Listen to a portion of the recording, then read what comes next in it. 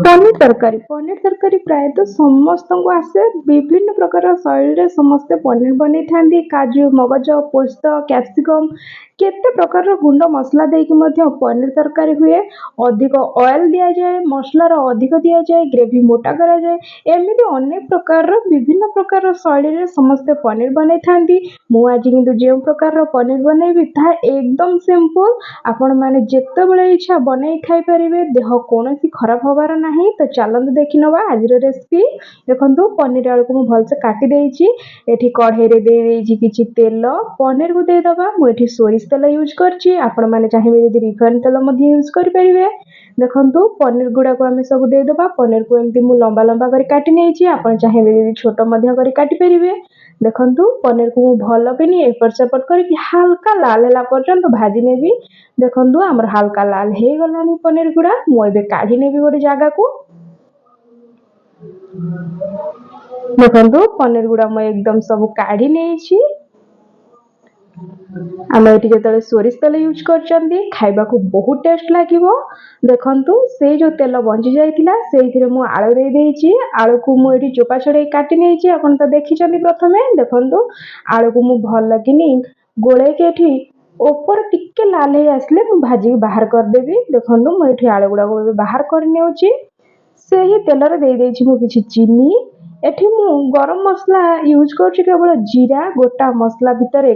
अलैच आउ दालचीनी सुखिला लंका आपण माने चाहिबे जदि आउ किछि गरम मसला मध्ये ऐड करि परिबे एठी एकदम छोटो छोटो करी काटी के रखि गोटे बड़ प्याज दे देइछि प्याज को देकी हल्का बादामी कलर हे आसिले आमे दे दबा लंका गुंड मु एठी काश्मीरी रेड चिली पाउडर नै जाइछि एठी हल्दी गुंड नै जाइछि किछि स्वाद अनुसार लुण दे दबा लुण देकी ताको भल किनी गोळे नबा तेल रे मु हल्दी आ लंका गुंड दबार कारण होछि कलर टा बहुत सुंदर आसीबो एठी अदा रसुन रो पेस्ट मु दे देइछि पेस्ट को देकी ताको भल किनी आगे कसी नेबा देखंतु भल से कसी हे गलानी मु एठी गोटे बड़ चम्मच गरम मसला दे देइछि गरम मसला देकी ताको भल किनी 2 रु 3 मिनिट कसी नेबा एठी मु टमाटो आ काजू को पेस्ट कर रखिछि आ किछि भी यूज करिनि आधिरे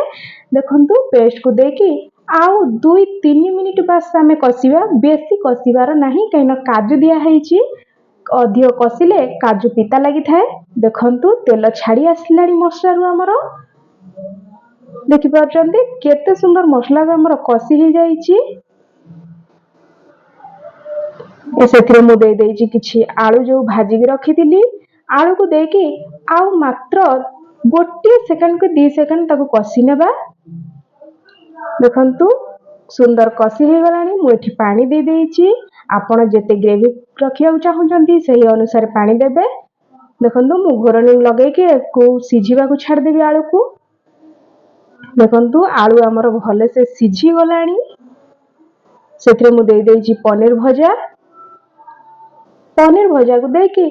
मात्र आउ 2 रु 3 मिनिट ताको फुटिबा को छाड़ दबा देखंतु केते सुंदर हमर फुटी गलानी आपण माने चाहिबे जदि एई अवस्था रे किछि कस्तूरी मेथी देकी मध्य काढी परिबे मु कोनोसी बेसी मसला यूज करनी बोली देई नै देखंतु मु एबे गोटे प्लेट को एबे काढी नउछि पनीर हमर एकदम रेडी हो जाइछि एकदम सिंपल आलू पनीर रो रेसिपी रेडी आपण माने भात हो परोटा हो किबा पूरी हो जेउथिरे खाइले भी खाइबा को बहुत टेस्ट लागिवो बनेबा तो एकदम सहज कोनोसी बेसी मसला यूज करिवार नाही दुकान नु अधिक किनि के आनी पैसा मध्ये खर्च करिवार नाही देखंतु बहुत कम समय रे हमर ए पनीर रो रेसिपी एकदम रेडी हो जाइछि तो मोर वीडियो जदि आपण माननकु भलो लागि थाए ताहले लाइक शेयर सब्सक्राइब करबा को जमर भी भूलिबे नाही रहिली देखाबा अन्य एक वीडियो रे धन्यवाद।